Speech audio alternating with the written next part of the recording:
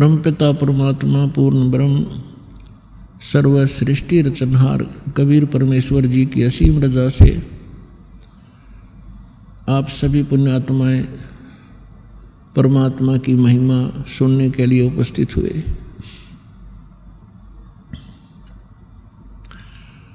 परमेश्वर अपनी जानकारी, अपने विषय में यथार्थ ज्ञान और सारी सृष्टि की रचना की जानकारी स्वयं ही प्रदान करने के लिए इस काल के लोक में सशरीर आते हैं, सशरीर चले जाते हैं।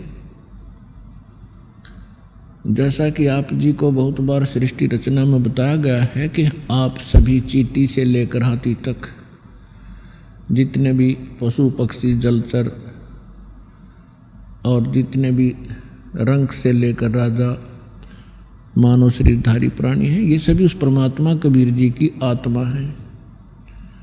और हमने अपने पैर पे आप कुल्हाड़ी मार रखी है अपनी गलती के कारण।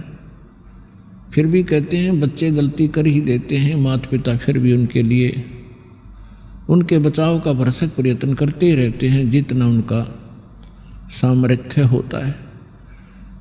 पुण्यात्माओं, अभी आप बालक हो, बच्चे हो, इस ज्ञान में जिसमें आपको ये परमात्मा का यथार्थ ज्ञान होगा और आपकी आत्मा स्वीकार करेगी एक दिन के सचमुच ये स्थान ठीक नहीं। और जो ज्ञान दास बता रहा है ये किसी डूम भाट के गीत नहीं है या किसी सांगी कवि के बनाए हुए एक फॉर्मेलिटी के 2 श्लोक नहीं है। ये God given complete spiritual knowledge है जो स्वयं परमात्मा ने आके ज्ञान बताया है। इसके साथ साथ वो परमात्मा अपनी लीला अनुसार जो वो लीला किया ही करते हैं, सतलोक से आए और जिन महापुरुषों को वो मिले उनको सतलोक लेकर गए, उस स्थान पर लेकर गए जो हमारा मूल स्थान है जहाँ आप और हम सभी रहा करते थे, आपका परिवार था। वहाँ पर सभी सृष्टि ऐसी ही है, ऐसे ही नर और नारी करके वहाँ सब बच्चे हैं, सारी सुविधाएं हैं, उसी की डुप्लीकेट नकल काल ने यहाँ कर रखी है। एक तो सोने के खिलौने हों और एक मिट्टी के कुम्हार के बनाए हुए, तो उनमें और उनमें बहुत अंतर होता है। वो कुम्हार के बनाए हुए खिलौने तो 2 मिनट में टूट जाए, हाथ पाँव न टांग पाओ उसकी, और सोने के बने हुए कहीं पटको उठा के उनका कुछ नहीं बिगड़ता, कीमत गनी होती है। तो सतलोक के अंदर आपको ऐसा शरीर मिलेगा जिसका नाश कभी नहीं होता, उसमें वृद्ध अवस्था नहीं है, बुढ़ापा नहीं है, सदा युवा बने रहोगे। और जिन क्रियाओं को आप यहाँ करते हो, सैर सपट्टा करना प्रत्येक आत्मा चाहती है, हिल स्टेशनों पर घूम का वहाँ जाकर पार्कों में डोड़ा में घूमें, ये सारी सुविधाएं आपको सतलोक में प्राप्त हैं।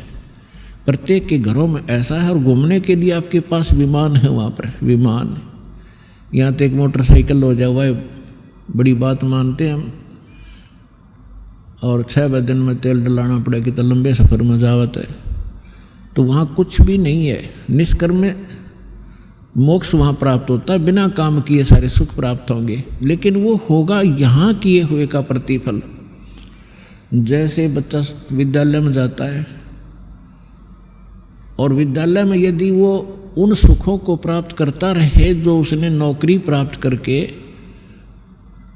करने थे, विद्यालय में यदि वो ऐसे ही सैर सपट्टे करता रहे, टीवी फिल्म देखता रहे, गाने सुनता रहे, जो उसका उद्देश्य उसको कर नहीं रहा, तो वो आगे चल के बहुत दुखी होता है।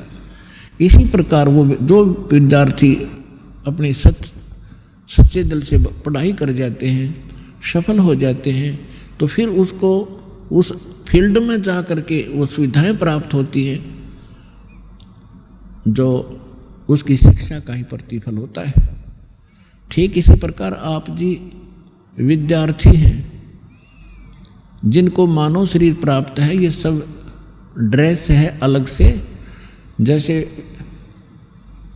विद्यालय में जाने वाले विद्यार्थियों की अलग से पोशाक होती है।